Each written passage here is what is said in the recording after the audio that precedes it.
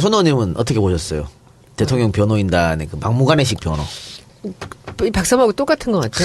태극기 부대하고 똑같은 것 같아. 어떻게 저렇게 뻔뻔하게 저런 얘기들을 하는지 상식이 통하지가 않아요. 가끔씩 우리 디자인하면서 디자인 업계도 좀 그런 적이 있었어요. 미국이나 일본 같은 데 상을 줄 때 이 어떤 제품에 상을 준다라는데 전체적으로 대중의 의견이 이게 모아지거든요. 예. 그래서 한쪽으로 이렇게 몰리는데 좋은 디자인에 우리는 가면 맨날 자기 편만 드느라고 이게 모아지질 않는 거예요. 근데 이게 똑같은 거야. 어떻게 같은 나라에서 두 당이 이렇게 갈려 있는 거는 이해가 돼. 그것도 좀 이해 안 되는 게 부분적으로 말할 때마다 이렇게 의견들 얘기하거나 부딪힐 때마다 좀 서글픈데 이번에는 정말 오늘 김기춘 얘기하는 거나 그 양쪽의 변호인단들이 얘기하는 게 이거는 코미디도 세상에 사람들은 국민들은 어떻게 볼까? 그러니까 상식을 완전 저버리고 법조인이 법리로 다퉈야 되는데 말도 안 돼. 자, 법조인으로서 어떻게 봤어요? 선배들이잖아. 법조 선배들이잖아. 난 법이 나쁜 것 같아. 죄송합니다. 상식 아래에 있는 것 같아. 사죄드리고요. 특히나 모 전 대한변협 회장을 지냈던 김평우 변호사님께서는 뭐라고 하면 안 되죠. 김평우 김평우 변호사님께서는 특히나 이제 본인을 이제 혁명가로 불러달라라는 말까지 했습니다. 글쎄요. 이게 법조인과 혁명가가 과연 동시에 성립할 수 있는지 모르겠습니다만, 이제 뭐 장외에서 하는 이야기에 대해서는 뭐 개인의 소신이니까 뭐라고 뭐 할 수는 없겠습니다만, 이제 신성한 헌법재판소의 그런 그 재판정에서 그런 이야기를 했다는 점에 대해서는 법조계 내에서도 여러 가지 비판이 있고요.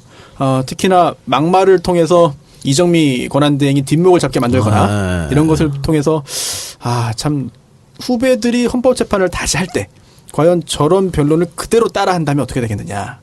후배들에게 나와 똑같이 하라. 내가 정답이다. 내가 모범이다. 라는 말을 자신 있게 할 수 있을지 그걸 좀 물어보고 싶습니다. 그러니까 재판관을 모독하고 주머니에 손 넣고 이거 사실 다 감치시켜버려야 되는 거 아니야?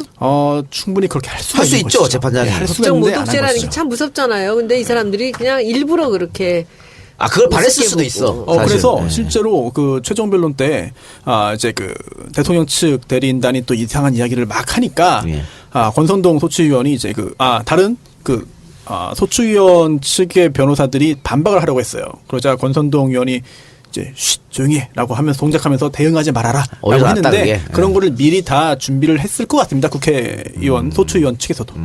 그러면은 대한변협에서 김평호 변호사 징계 이야기도 했었는데 그건 어떻게 되나요? 그거는 약간 뭐랄까 지금 대한변협이 좀 시끌시끌합니다. 그래서 그 정기총회가 월요일에 있었는데요. 거기서 그 신임 이제 집행부가 승인받지 못하면서 표류하고 있는데 이게 지금 신임 대한변협 회장이 김현 변호사예요. 과거에 김평우 변호사가 변협 회장할 때 김현 당시 변호사에 대해서 징계를 하자고 그랬어요. 그러다 보니까 이번에 또 반대로 대한변협 회장이 되자마자 김평호 전 회장을 징계하겠다라고 하는 것이기 때문에 어찌 보면은 법정 내에서의 이런 소란이나 이런 것보다 두 분 사이의 개인적인 앙금이 굉장히 있는 것 같습니다. 재밌네. 잘 알려지 않았죠. 네, 근데 사실은 그 대한변협 그 회장 선거에 박영수 특검도 지난번이죠. 그렇죠? 해서 떨어졌죠. 2등으로 떨어졌죠. 이제는 들어가면 될 것 같아요. 이제는 그렇게 그거 하실 급이 아니죠. 떨어진 게 오히려 전화위복이겠네. 특검에 한번 나온 걸로 완전히 국민적인 스타가 됐잖아요. 거물이 됐다라는 그런 보도가 나오고 있습니다. 그렇죠. 정치권에 들어올지도 모르겠네. 박영수, 윤석열, 이규철. 네, 스타 3인방. 우리 그 헌재 그 양반은 그냥 판사만 하실 것 같아. 누구요? 강일원? 강일원 재판관? 강일원? 나의 신문을 받았던 그리고 정부회장에서 헌법재판소 국회 측에서 최종 변론할 때 권성동 의원이 울었어요? 울었더라고요. 왜 그랬대? 만감이 교차했겠지. 뭐 정청래 이동영 깡가 보지.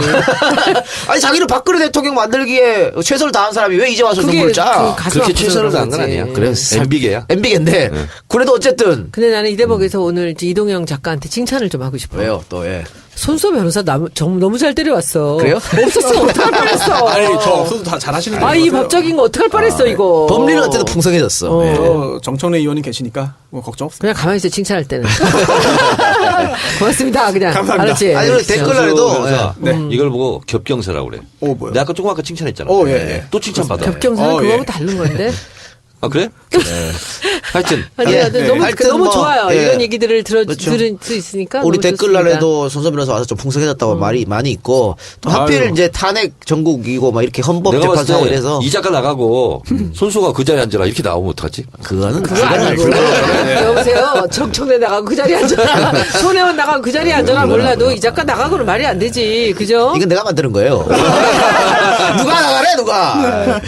그래요. 우리 근데 저 청래당 당원들께서 많이들 오늘도 참관하고 계신데 지들끼리 얘기하고 듣질 않네. 다 지들끼리 얘기하고 신이 났어 지금. 다 지금 다 청래당이야. 그러니까 예. 하여튼 다 청래당이에요? 네. 진짜 다야? 네, 오늘 참여해 이쪽 주신 아니잖아. 여러분. 이쪽은 저 때문에 오셨죠? 그쵸? 예, 그렇네요. 감사합니다. 자, 너무 그러면 착해. 난 우리 지지자들이 너무 좋아. 예. 잘하겠습니다. 열심히. 어쨌든 13일 전까지는 판결은 나니까 정말 시계가 쪼깍쪼깍 돌아가는데 그러면 어쨌든 한 열흘 정도 남은 거잖아요.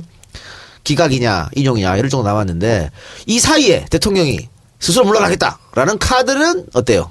자, 그래서 그것도 제가 연구했습니다. 예. 이 분야의 최고 전문가가 저죠. 아이씨. 왜요?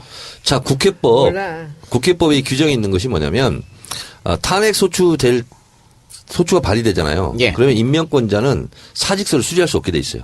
국회법 134조인가 5조인가. 손수를 빨리 찾아보세요. 그렇게 돼 있고요. 근데 임명권자가 그럼 사직서를 낼 수 있잖아요. 근데 탄핵 소추 심판 중에는 수리하면 안 된다 이런 규정이 있어요. 그래서 임명권자가 국민인가? 자, 그런데 없죠. 그런 게 규정이 돼 있어요. 근데 지방 의원이나 국회의원은 국회 본회의에서 의결을 합니다. 예. 사직서 수리가. 예. 근데 대통령은 규정이 없습니다. 그래서 이것을 적극적으로 유권 해석을 한 변호사가 있었으니 그분이 이재화 변호사예요. 네. 네, 그래서 이재화 변호사 칼럼을 제가 쭉 다 읽었는데 대통령은 임명권자가 없는데 국민으로 봐야 된다. 근데 국민의 대표기관인 국회다. 그래서 사직서는 이승만도 국회에 냈잖아요. 사임서를. 그래서 박근혜 대통령은 사임서를 국회에 내야 된다. 이런 거죠. 한인섭 교수가 얘기했듯이 오늘 사퇴합니다. 탄핵을 안 해. 끝내버렸어. 헌법재판소에. 만약에 그럴 리도 없지만.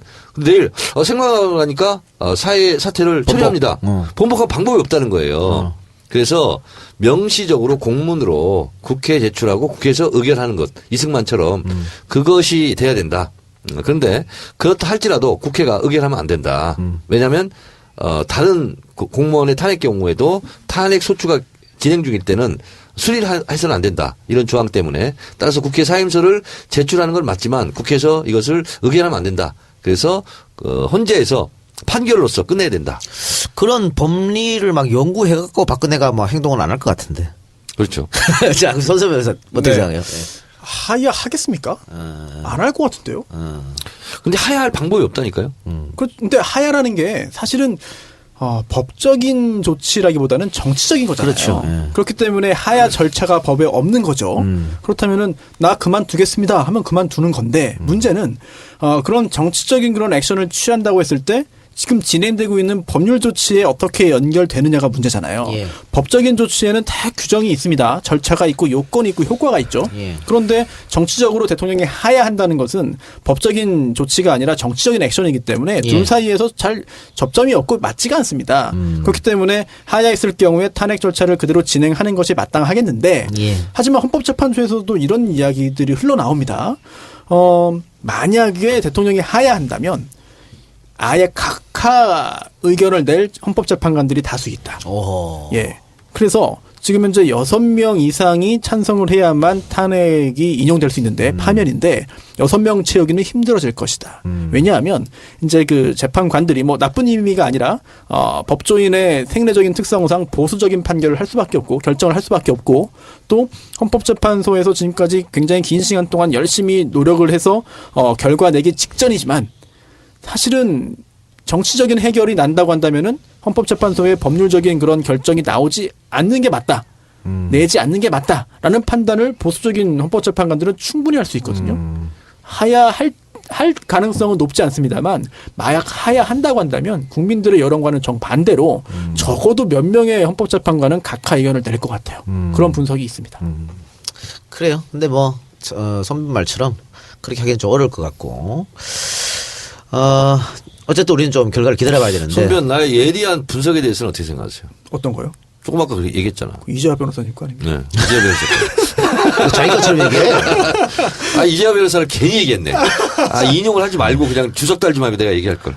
자, 그럼 여기서 또 한 번 우리 예측 대결 한번 합시다. 8명인데 결과가 몇 대 몇으로 날지. 인용이 몇이냐? 그렇지, 인용이지. 저는 이번에는 저의 의견보다는 최강욱 변호사의 의견을 그래? 하겠습니다. 8대 0. 8대 0. 8대 0. 저는 최강국 변호사의 의견에 그냥 무조건 팔대 빵? 따르렵니다. 제가 뭐 알아. 8대 빵.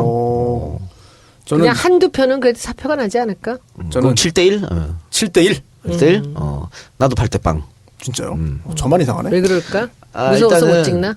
그 헌법재판소는 정치적 판단을 할 수밖에 없는 집단이에요. 근데 정치적 판단을 그렇구나. 하게 되면 그냥 8대 빵이 안 나올 수가 없는 문제이고 또 노무현 대통령 때와는 달리 기각을 하게 되면 기각 사유를 적어야 돼. 그리고 자기 밑에 사인을 해야 돼. 자기 이름을 넣어야 돼요. 그게 두려운 거지. 두렵지. 평생 역사책에 영혼을 저도 남아. 8대 빵. 그렇기 때문에 그러니까 순수 8대 빵. 변호사가 원래 7대1이 맞을 수 있어요. 근데 마지막 최후 변론 이렇게 하고 그러면서 대통령 대리인 측이 깽판을 쳐가지고 한 명도 지금 정이 떨어졌어. 그래서 8대0으로 가버렸어.